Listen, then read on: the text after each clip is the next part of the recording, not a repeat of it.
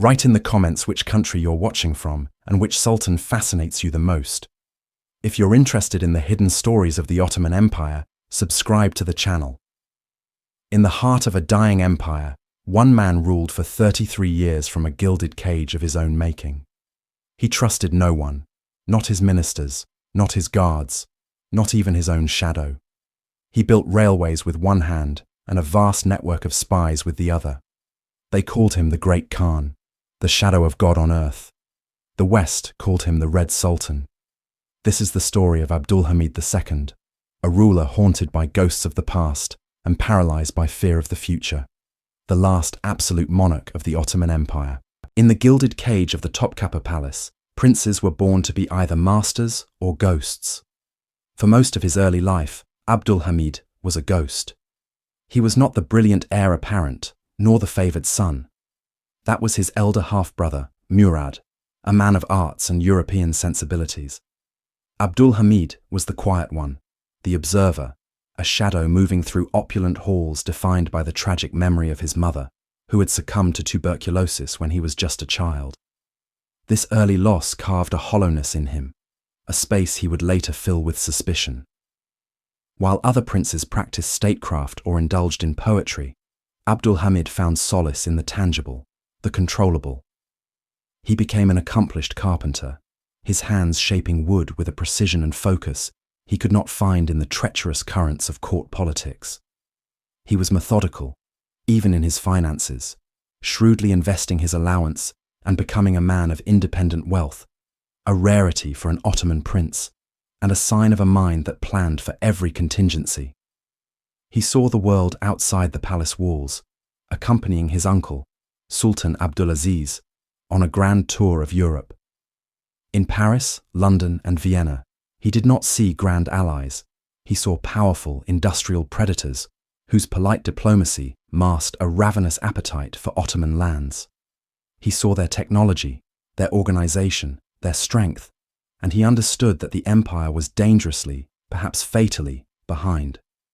He returned not with a love for Western liberalism, as many reformers had, but with a deep-seated fear of Western power.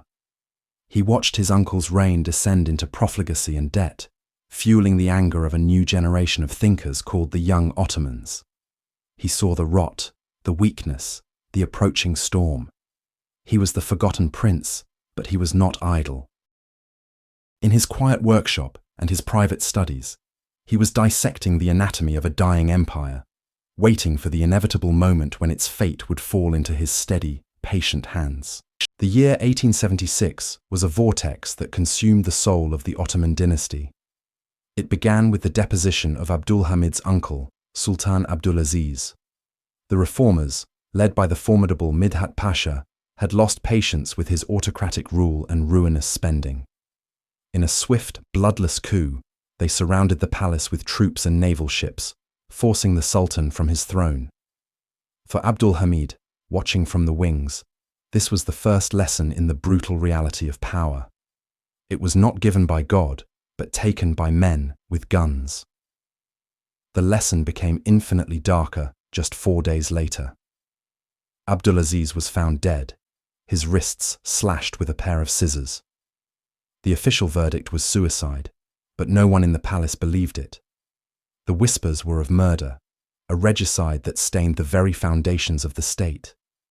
The throne, now vacant and cursed, passed to Abdulhamid's brother, Murad V.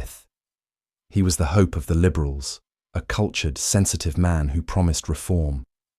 But the crown was heavier than he could have ever imagined. Haunted by his uncle's violent end, terrified of a similar fate, and crushed by the immense pressure of a crumbling empire, Murad's mind shattered. His reign lasted a mere 93 days, a brief tragic descent into paranoia and insanity, ending with his own deposition. The architects of the coup now turned to the last available man, the quiet carpenter, the forgotten prince. Abdulhamid was offered a throne tainted by the blood of his uncle and the madness of his brother. He was being asked to rule by the very men who had created the chaos, men he knew had murdered a sultan. As he accepted the sword of Osman, he understood his inheritance with chilling clarity. He was not inheriting a divine mandate. He was being handed a poisoned chalice in a room full of assassins. Every smile was a potential dagger, every loyal minister a future traitor. His reign would not begin with hope, but with a profound and unshakable terror. To secure the throne, Abdulhamid had to make a devil's bargain. The man offering the crown was Midhat Pasha, the Grand Vizier who had orchestrated the downfall of two previous sultans. He and his fellow reformers, the young Ottomans, had a non-negotiable price for their support: a constitution. They envisioned a new era, a constitutional monarchy where the Sultan's absolute power would be checked by an elected parliament, guaranteeing the rights of all Ottoman citizens, regardless of their faith. For them, the Kanuni Esasi, the basic law, was the empire's only path to survival in the modern world. For Abdulhamid, it was a leash. He sat across from these men he suspected of murder and knew to be ambitious, and he played the part they wanted to see. He was the enlightened prince, the reluctant ruler who would bow to the will of the people for the good of the state. He nodded, he agreed, he promised. It was a masterful performance of political necessity. He understood that a direct refusal would mean his own deposition, or worse. He needed their power to consolidate his own. And so, on December 23, 1876, amidst grand ceremonies and hopeful speeches, the first constitution in the history of the Islamic world was proclaimed. For a fleeting moment, a wind of liberalism blew through the ancient streets of Constantinople. A parliament was convened, with deputies from across the vast, diverse empire gathering to debate the future. But the Sultan was merely biding his time. He had granted the promise, but he had also ensured a fail-safe was written into the document itself. Article 113 gave him the power to exile any individual deemed a threat to the state, without trial. It was a hidden dagger, a clause he would use to systematically dismantle the very system he had just sworn to uphold. The constitution was not a conviction. It was a temporary concession, a shield to be used and then discarded when the time was right. The ink on the new constitution was barely dry when the storm broke. In the Balkans, brutal Ottoman reprisals against a Bulgarian uprising had horrified Europe, giving the empire's ancient enemy, Russia, the perfect pretext for war. Citing its role as the protector of Orthodox Christians, the Tsar declared war in April 1877. This was the crisis Abdulhamid had been waiting for. The newly formed Ottoman Parliament, full of idealistic fervour, debated war strategy and criticised the government's handling of the crisis. They were exercising their new democratic rights, but to the Sultan, it was a chaotic and dangerous distraction. As the Ottoman armies collapsed under the relentless Russian advance, the crisis escalated into a national catastrophe. The legendary Ottoman fortress of Plevna fell after a heroic but doomed siege. The Russian army, in the dead of a brutal winter, crossed the Balkan mountains, a feat considered impossible, and swept across Thrace. Panic gripped Constantinople. The sound of Russian artillery could be heard from the palace. The enemy was at San Stefano, a village just miles from the city walls. The empire was on the verge of total annihilation. This was Abdulhamid's moment. The war had exposed the weakness of his state, but it had also given him the ultimate justification for what he was about to do. Citing the grave national emergency and the divisive, unhelpful debates in Parliament, he invoked his constitutional right to suspend the assembly. In February 1878, less than 14 months after it first convened, the Ottoman Parliament was dissolved. The promise was broken. The brief, fragile experiment in constitutional rule was over. He blamed the liberals for the military disaster, casting them as traitors who had weakened the empire from within. As he negotiated a humiliating peace with the Russians, another set of gates was closing, the gates of freedom for his own people. The era of paranoia had found its justification, and the 30-year reign of the autocrat had truly begun. The war was a catastrophe. The Russian armies, having smashed through the Balkan defences, stood at the very gates of Istanbul. The dream of Ottoman revival, so briefly kindled by the new constitution, was extinguished in the bitter winter of 1878. The Treaty of San Stefano was a humiliation dictated at gunpoint, carving up the empire's European heartlands. Though later softened by the great powers at the Congress of Berlin, the loss was staggering. Entire nations were born from Ottoman flesh. Serbia, Montenegro, Romania gained full independence. A vast autonomous Bulgaria was created. The empire was bleeding territory, prestige, and hope. For Abdulhamid, this disaster was not a military failure, but a political one. He saw the naive parliamentarians debating endlessly while the enemy advanced as the source of this weakness. He saw the liberal constitution, an alien Western import, as a fatal poison that had paralyzed the state. In his mind, the path was clear. The experiment had failed. On the 13th of February 1878, using the national emergency as his justification, Sultan Abdulhamid II prorogued the General Assembly. He suspended the constitution he had sworn to uphold. It was meant to be temporary, a pause until peace was restored.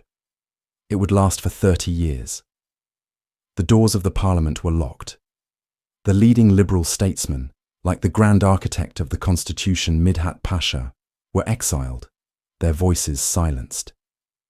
The brief, flickering candle of Ottoman democracy was snuffed out by the Sultan's hand.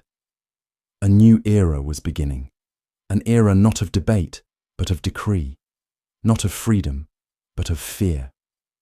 The Sultan, convinced that he alone could save his decaying empire, began to construct a cage around it, and at its center, he would be the sole, unquestioned master, watching from the shadows.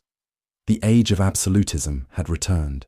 With political opposition silenced, Abdulhamid's focus turned to his physical security, an obsession that would define his reign. The grand imperial palaces of his ancestors, Dolmabahce and Turan, were magnificent but terrifyingly vulnerable. Perched on the shores of the Bosphorus, they were open to naval bombardment and assault from the sea, a fact brutally demonstrated in 1876 when a small group of dissidents stormed Turan in an attempt to restore his deposed brother, Murad V. The memory of that raid and the ever-present fear of assassination haunted him. He needed a sanctuary, a fortress. He found it on the hills overlooking the Bosphorus, in a sprawling wooded park known as Yildiz, or Star. Here, far from the exposed waterfront, he began constructing not just a palace, but a self-contained universe. Yildiz became the new heart of the Ottoman Empire, a labyrinth of kiosks, villas, offices, and barracks, all connected by private roads and guarded by concentric rings of high walls. It was a city within a city, designed to make it unnecessary for the Sultan to ever leave. It contained workshops producing exquisite porcelain and intricate carpentry, a private theatre where he enjoyed Western operas, a vast library, and a photography studio. His food was prepared in a special kitchen, sealed upon completion, and tasted by others before it reached his lips. Every official, every servant, every gardener was handpicked and constantly monitored. This was more than a home. It was the physical manifestation of his psyche, a gilded cage of his own design, insulated from the chaotic city and the treacherous world outside. From this secluded nerve center, Abdulhamid would attempt to rule a vast and crumbling empire, peering out through telegraph wires and intelligence reports, a prisoner of his own power, entombed within a fortress of solitude. Sealed within his fortress at Yildiz, Abdulhamid II needed a way to see and hear everything across his vast domain. If he could not trust those around him, he would create a system that made trust irrelevant.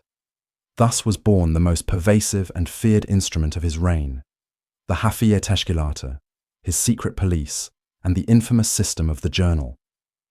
This was not a centralized intelligence agency in the modern sense.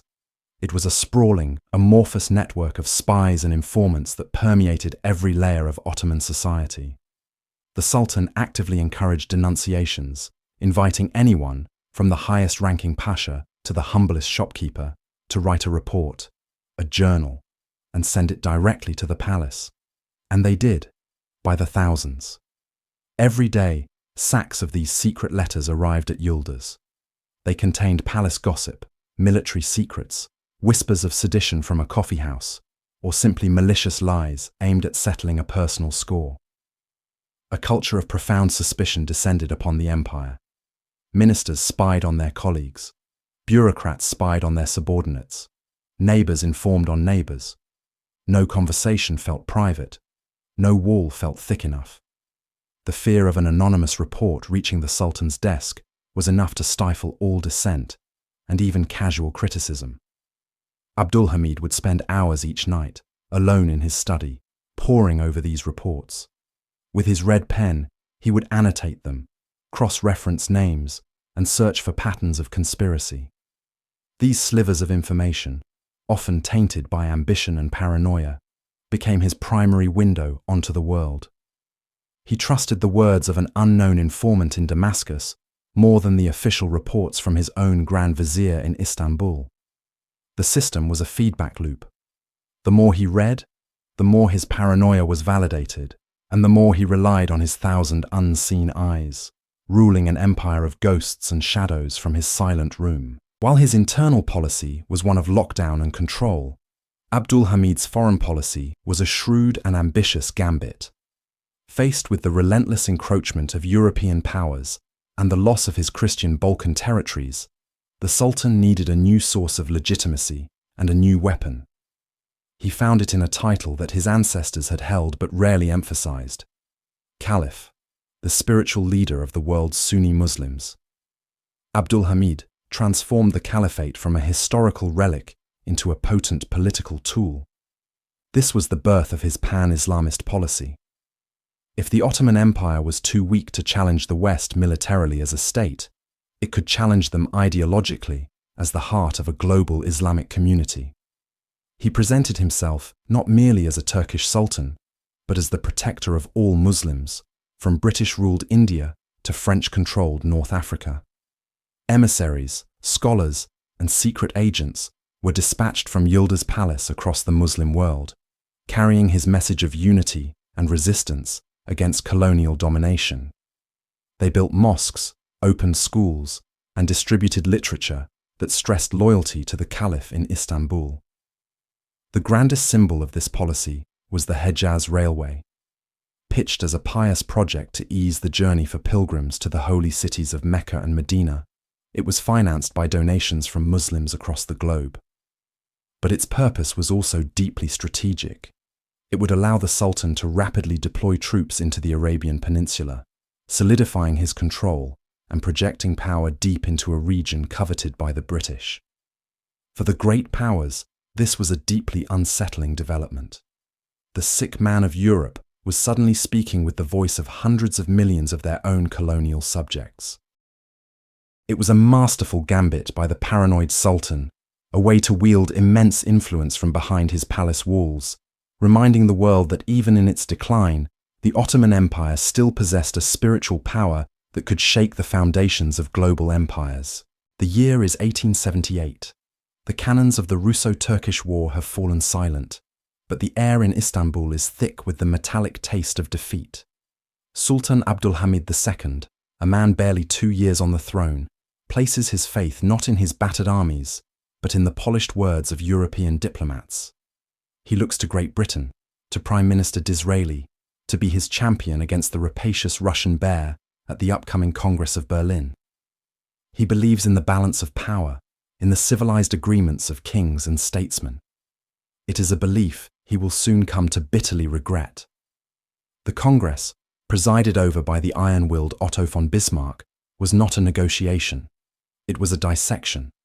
The Ottoman Empire was the patient, strapped to the table, and the great powers were the surgeons, carving it up to serve their own appetites. Abdulhamid watched from afar, receiving telegraphed reports of the unfolding catastrophe. Bosnia and Herzegovina, placed under Austro-Hungarian administration. A vast, autonomous Bulgaria, a Russian client state born from Ottoman flesh.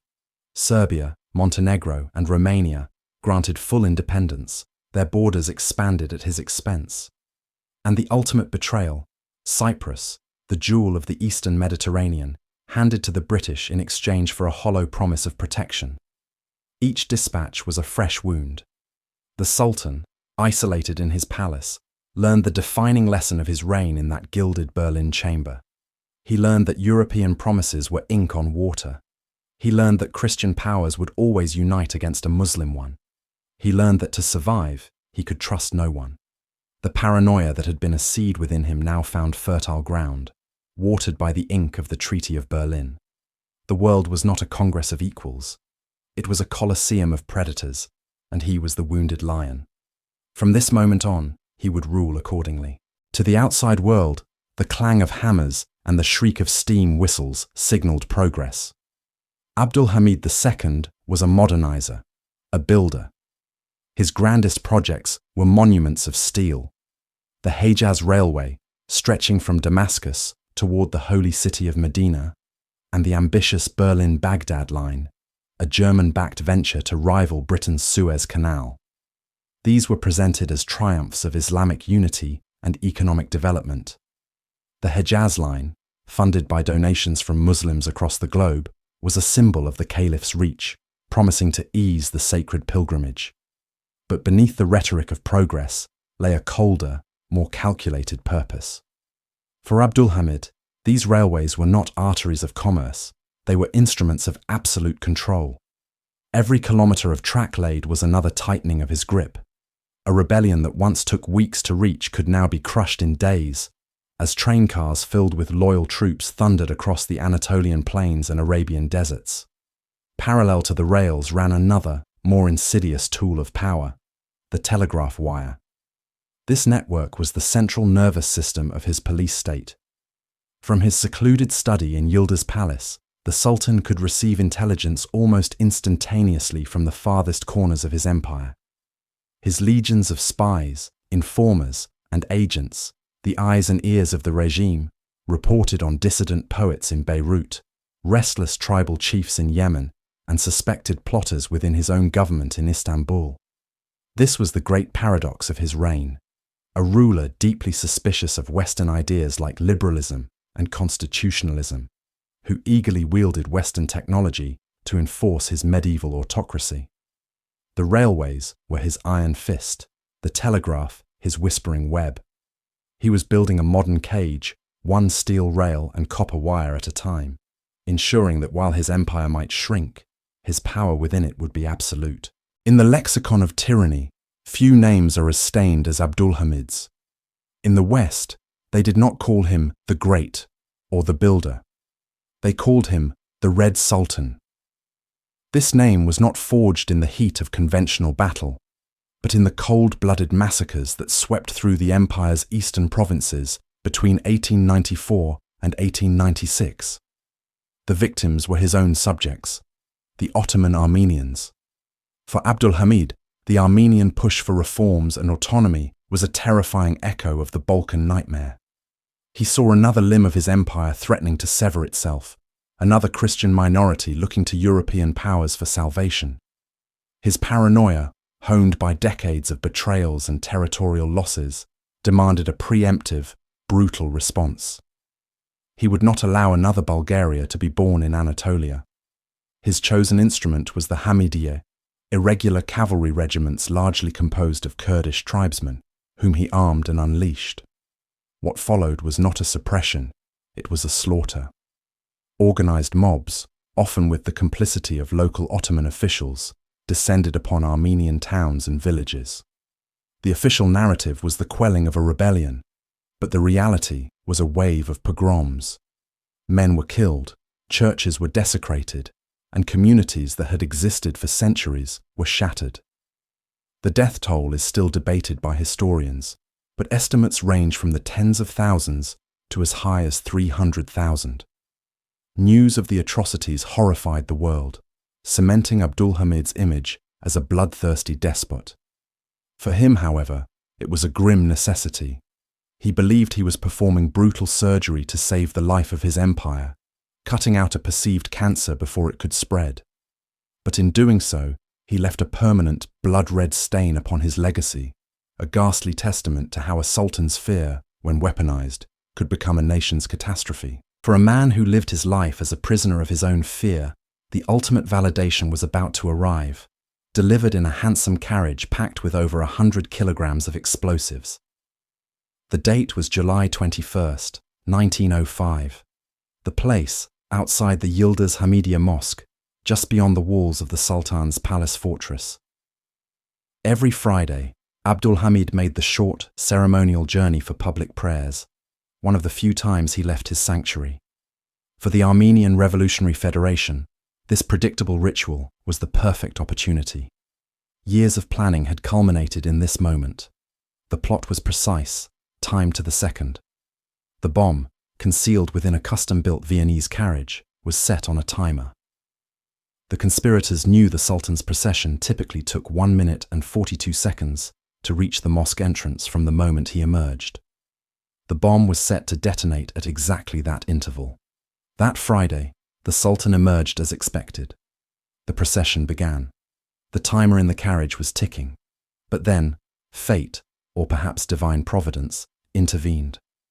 Abdulhamid was stopped by the Sheikh-ul-Islam, the highest religious authority in the empire. They engaged in a brief, unscheduled conversation.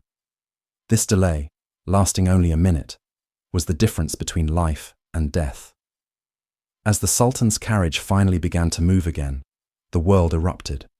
The bomb detonated precisely where he should have been. The explosion was immense, a deafening roar of fire and shrapnel that killed 26 people, wounded 58, and destroyed 17 cars. Horses and men were torn apart. But Abdulhamid, protected by a few dozen meters and a chance conversation, was completely unharmed. He stood, unflinching, amidst the carnage, his composure absolute. For the man who saw assassins in every shadow, the shadows had finally struck back. His paranoia was not a sickness, it was a survival instinct. From that day forward, the walls of Yıldız Palace would seem less like a prison and more like the only safe place on earth. By the final decade of the 19th century, Sultan Abdulhamid II was more a phantom than a sovereign. He was God's shadow on earth, yet he lived like a prisoner. The grand gates of Yıldız Palace, his palace of the star, had become the bars of a gilded cage he had constructed for himself. He had not ventured into his own capital for years, haunted by the spectre of his uncle Abdülaziz's demise and the failed coup against him early in his reign. Every shadow held a potential assassin, every whisper a conspiracy. To survive, he built the most sophisticated surveillance state of his era. An army of spies, informants, and agents, numbering in the tens of thousands, permeated every corner of the empire. Their reports, known as journals, flooded his desk daily, detailing everything from military maneuvers in the Balkans to cafe gossip in Damascus. He trusted no one. Ministers were watched, generals were monitored, even his own family was under scrutiny. This web of paranoia was his shield, but it was also his poison. It isolated him completely, severing the vital connection between ruler and ruled. Within his fortress, he created a world he could control. He became a master carpenter, finding solace in the scent of wood shavings and the precise logic of joinery. He devoured Sherlock Holmes novels, perhaps seeing a kindred spirit in the master of deduction who could bring order to a chaotic world. He meticulously planned every detail of the palace, from the placement of guards to the tasting of his food, which was prepared in a locked kitchen. He was the absolute master of a shrinking universe, a monarch who held the reins of a vast, crumbling empire from the solitude of a single room, poring over maps and spy reports, forever fighting a war against enemies both real and imagined. While Abdulhamid fortified himself against internal threats, the wolves of Europe circled ever closer. Great Britain, once a cautious ally, had occupied Egypt and now viewed the Ottoman Empire with predatory ambition. France eyed North Africa and Syria, and Russia, the eternal enemy, was a constant, looming threat in the Caucasus and the Balkans. The Sultan, a shrewd diplomat, despite his reclusiveness, knew he could not stand alone. He needed a new, powerful friend, one without a long history of carving up Ottoman lands. He found him in the bombastic, ambitious figure of German Kaiser Wilhelm II, It was an alliance of convenience, born from mutual need. Germany, a newly unified and industrially powerful nation, craved its place in the sun and saw the Ottoman Empire as a crucial sphere of influence, a gateway to the East. Abdulhamid, in turn, saw Germany as a counterweight to his traditional rivals and a source of the modern technology and military expertise his empire desperately lacked. The Kaiser made 2 grand state visits to Constantinople, spectacles of pomp and power that signaled a major shift in global alliances. German military advisors, led by the brilliant Baron von der Goltz, began the arduous task of reorganizing and training the Ottoman army. But the crown jewel of this new partnership was a project of breathtaking scale, the Berlin to Baghdad Railway. This was more than just steel tracks and locomotives. It was a strategic artery designed to project German economic and military power deep into the heart of the Middle East, connecting the North Sea to the Persian Gulf. For Abdulhamid, it was a lifeline, a tool for rapid troop deployment, for centralizing control over restive provinces, and a monumental statement that the sick man of Europe was not yet ready for his grave. Even as the Sultan forged new alliances abroad, the most dangerous threat was germinating within the very institutions he sought to modernize. His spy network could track established pashas and foreign diplomats, but it was ill-equipped to detect a new kind of enemy, a secret society, a revolutionary brotherhood bound by ideology. This was the Committee of Union and Progress, known to the world as the Young Turks. They were not the old guard. They were the products of Abdulhamid's own modern schools, military cadets, doctors, and bureaucrats who had read the forbidden works of French and German philosophers. From exile in Paris and Geneva, and in clandestine cells within the empire itself, they diagnosed the Ottoman sickness. To them, the cure was not the Sultan's cautious Islamism and pan-Islamic diplomacy, but a radical dose of secularism, nationalism, and constitutionalism. The problem, they argued, was Abdulhamid himself, his autocracy, his paranoia, his spy state. They saw him as a tyrant holding back the tide of history. Operating through secret oaths, coded messages, and a cellular structure that made them difficult to penetrate, they began to spread their revolutionary gospel. Their most fertile recruiting ground was the Ottoman Third Army, stationed in the volatile cauldron of Macedonia. Here, young, disaffected officers like Enver Bey witnessed the empire's weakness firsthand, fighting a losing battle against nationalist insurgents while European powers interfered at will. They grew to believe that the only way to save the empire was to first overthrow the Sultan. While Abdulhamid sat in Yildiz, reading reports about palace intrigue, a far more lethal conspiracy was taking root among the men who wore his uniform and swore an oath to defend him. The year is 1908. The spark that ignites the revolutionary flame comes not from within, but from a meeting of monarchs on a yacht in the Baltic Sea. At Reval, Britain's King Edward VII and Russia's Tsar Nicholas II discussed the Macedonian question.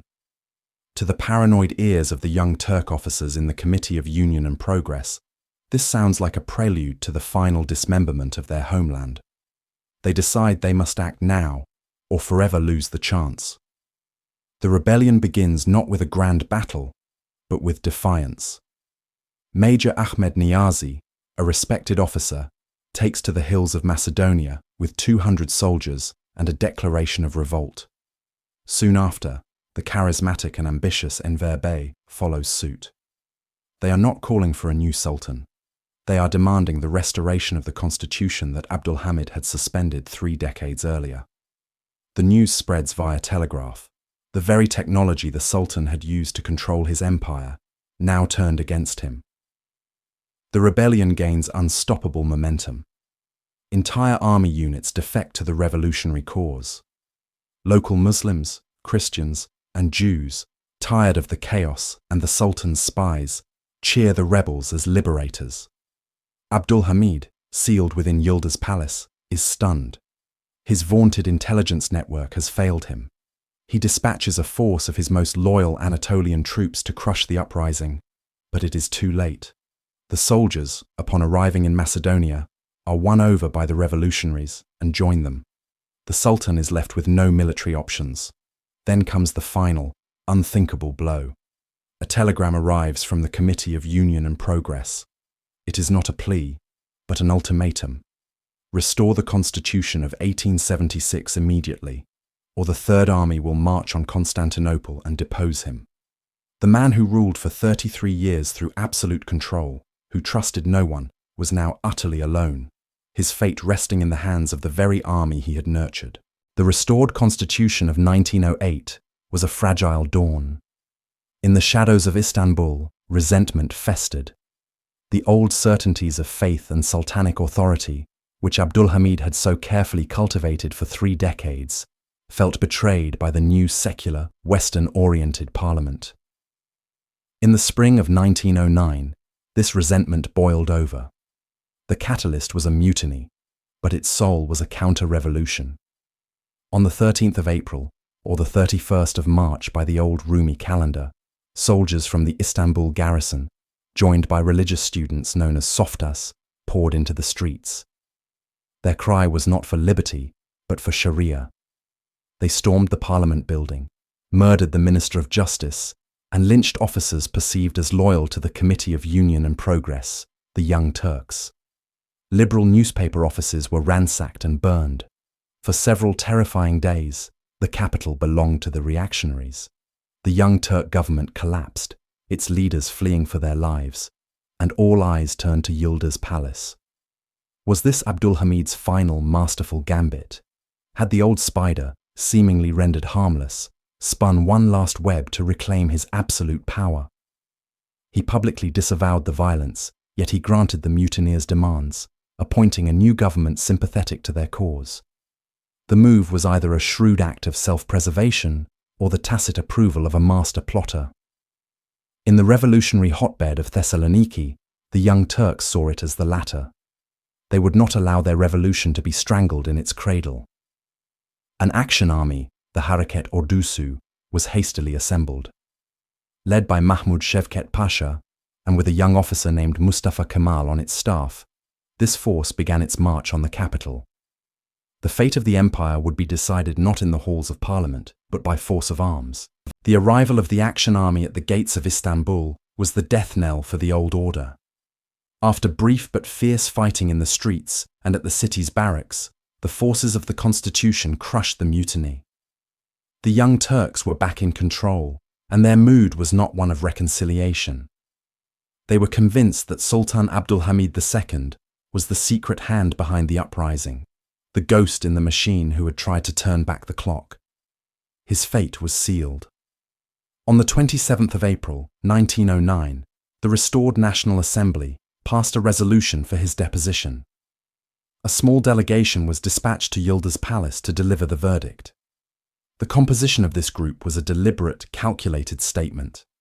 It included an Armenian, an Albanian, a Jew, and a Circassian, a living symbol of the multi-ethnic empire that the Young Turks envisioned, and a pointed rebuke to the Sultan's pan-Islamic ideology. They found Abdulhamid waiting in a small reception room. For 33 years, his word had been law. His whisper could mean death or fortune. He had outwitted assassins, crushed conspiracies, and held a crumbling empire together through sheer force of will and a network of spies that was the envy of Europe. Now, he was a tired old man, facing 4 subjects who held his destiny in their hands. There was no shouting, no struggle. When informed of the fetwa confirming his deposition, he responded with a quiet, fatalistic dignity. He asked only for his life and the safety of his family to be guaranteed. The man who had lived in constant fear of assassination accepted his political death with unnerving calm. The reign of the Red Sultan, the shadow of God on earth, was over. The palace that had been his fortress was now his prison. The fall was swift and merciless. In the dead of night, the deposed Sultan and a small entourage of family and loyal servants were escorted from Yıldız Palace. He was bundled onto a sealed train, a prisoner bound for an unknown destination. For over 30 years, Abdulhamid had not ventured beyond the walls of his capital. his paranoia keeping him locked in the heart of his empire. Now, he was being forcibly expelled. His destination was a place of exquisite psychological torment, Thessaloniki. Known to the Turks as Selanik, this vibrant cosmopolitan port city was the very crucible of the Young Turk Revolution. It was here that the officers of the Third Army had formed their secret societies, here that the plot to overthrow him had been nurtured and launched. To exile him here was not merely a practical measure, it was an act of profound humiliation. He was imprisoned in the Alatini villa, an opulent mansion belonging to a wealthy Sephardic Jewish family. From his gilded cage, the man who had championed himself as the caliph of all Muslims could now only watch the city that had engineered his doom. He was surrounded by the energy of the new regime, a world of political clubs, free presses, and revolutionary fervour that he had spent his entire reign trying to suppress. His days fell into a quiet, monotonous routine under the watchful eyes of his guards. He spent long hours in his carpentry workshop, a lifelong hobby that now became his only solace. He read, he prayed, he walked in the walled garden. He was a living ghost, a relic of a bygone era, held captive in the heart of the new world that had rejected him. The master of spies was now the subject of constant surveillance, his every movement recorded, his power utterly gone. He was no longer a player in the great game, merely a pawn waiting for his captor's next move. History, in its infinite irony, would bring Abdulhamid back to his capital. The outbreak of the Balkan Wars in 1912, a disaster for the Ottomans, put Thessaloniki in the path of the advancing Greek army. The Young Turk government, fearing their prized captive would fall into enemy hands, hastily moved him. He was brought back across the sea to Istanbul, the city he had ruled but not truly seen for decades. He did not return to the familiar confines of Yildiz, however. He was installed in the magnificent Beylerbey Palace, a summer residence on the Asian shore of the Bosphorus. Here, he would live out his final years.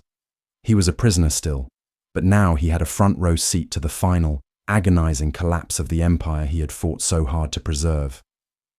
From the palace windows, he watched the world he knew unravel. He saw the Ottoman navy, his personal project, sail to its doom. He witnessed the catastrophic decision by the Young Turk triumvirate, Enver, Talaat, and Cemal, to enter the First World War on the side of the Central Powers. This was the very scenario he had spent his entire reign avoiding. His complex diplomacy, his pitting of one great power against another, had all been for one purpose: to keep the empire out of a calamitous European war. The reckless young men who had deposed him had, in a fit of arrogant ambition, walked directly into the trap. News of devastating defeats at Sarikamish, in the Suez, and across the Arab provinces filtered into his lonely palace. It must have been a bitter, hollow vindication. His paranoia, so long derided as the weakness of a tyrant, now seemed like chilling foresight. He died of pneumonia in February 1918, a ghost haunting the shores of the Bosphorus. He was spared the final indignity of seeing his capital occupied by Allied troops and his empire officially dismembered just months later.